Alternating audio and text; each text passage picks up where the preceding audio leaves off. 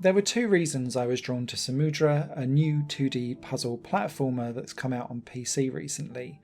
And the first of those is around its beautiful hand-illustrated art, which give this murky doom wherever you go as you explore an underwater world. The second reason, though, is around its environmental challenged story. We're looking at an underwater world that has been absolutely ravaged and savaged by plastic usage and plastic dumping. And Samudra is using some of the profits of its game to support the Indonesian environmental activist circle to minimise plastic usage in Indonesia by 30% by 2025, which I think is a great idea to get behind, and I wish everyone the best of luck with it. It was the environmental concerns, though, that really drew me in, because I thought, well, how would you make a 2D puzzle game that's all around trash? And Samudra does it very, very nicely. You play as this child walking through 5 different chapters, constantly moving forward, and you'll be solving puzzles that often involve turning on and off machines, manipulating trash, clearing the way in front of you, or building platforms in front of you, and then also freeing wildlife that can then help or hinder sometimes you as you progress through the game itself. It's very clear that this game wears its environmental heart on its sleeve, and if you're going to get offended and decide that this is woke media going in, you frankly had it coming, because it's splattered all over the promotional material and you couldn't not have missed this going in.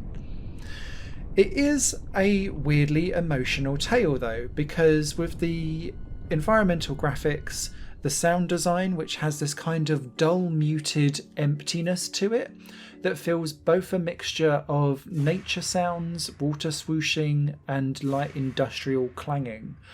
It feels like everything has become this murky, bluey, grey soup that feels void of life, and that's one of the most lasting things of Samudra that I came away with, was just how lifeless a world full of trash would become. On to the actual gameplay itself. Samudra's controls, I think, will be a bit Marmite for people. You move around with the analog stick, but you've only got one button to control every single action that you have, and quite often you only know what you're interacting with when a thought bubble appears above your character's head. Now, I might be a bit of a lazy gamer, and I'll be revealing myself for this, but what it did do was it started me not looking so much for environmental clues as to what I'd interact with. I'd just keep going until a thought bubble appeared. And so that just trained me to be a bit lazy looking ahead for things, which was a shame, because it basically meant that some of the puzzles were much more easier to understand and discover and solve because of this thought bubble process. And then it would say, oh, it's a jigsaw piece, so I'm missing a piece of the puzzle for me to proceed. So I just kind of go back, maneuver around a bit, and discover another thought bubble, which I could then interact with and continue on with my puzzling ways. That kind of made, at least for the first 2/3 of Samudra, the puzzles very, very simple and easy to understand and complete. What it didn't do, or what it didn't prepare me for, was the difficulty spikes for chase sequences, for which Samudra likes to have quite a lot of them. You're either running away from wildlife, a trash tsunami or avalanche coming towards you, or what's called surface dwellers, which are men in business suits who are blatantly being blamed for all of the trash out there, which I pretty much get behind.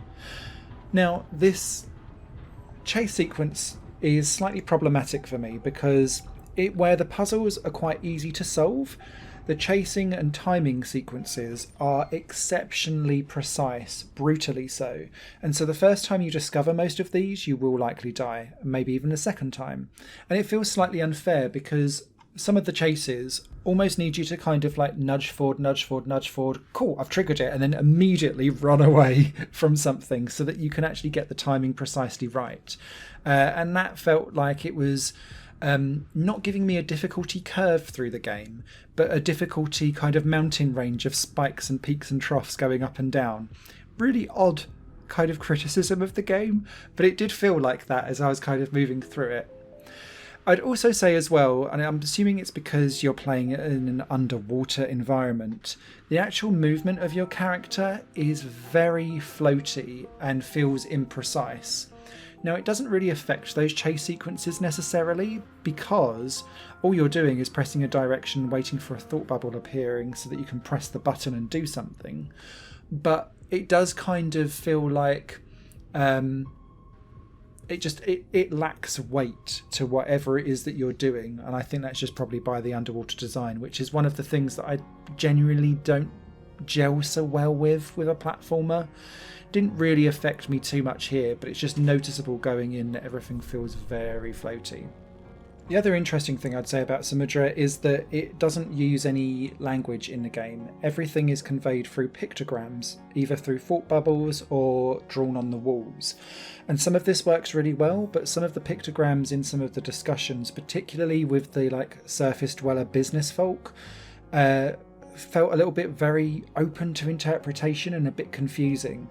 And sometimes my game would kind of get a little bit stuck and I'd have to hammer the button a few times to move a pictogram on, which felt a bit odd. These are minor quibbles though. Samudra's graphics definitely carry the overall gaming experience, but provide that atmosphere for you to kind of focus in on what the story in the game is trying to tell you. I don't think it's going to be on my top best of the year lists or anything like that, but what Samudra did do was offer something quite unique and different in puzzle platforming that I absolutely appreciate. And so from that perspective, this game does get a recommendation. Just be aware going in that the puzzles are relatively simple to get through and understand and play, but the actual platforming and traversal is oddly difficult because of its quick time event nature that doesn't necessarily sit well with the rest of the gaming experience. A written review will be over on higherplanegames.com. Hope that was informative, and happy gaming. Bye. Higher Plane Games is part of the Higher Plane Network, a completely independent media outlet supported by people like you. The goal is to create the best possible content that cultivates a richer indie scene for games as well as music and entertainment. To find out more and to get involved, visit patreon.com/higherplane network. Your support makes all the difference, and in return you'll gain access to bonus content and downloads. Thank you for watching.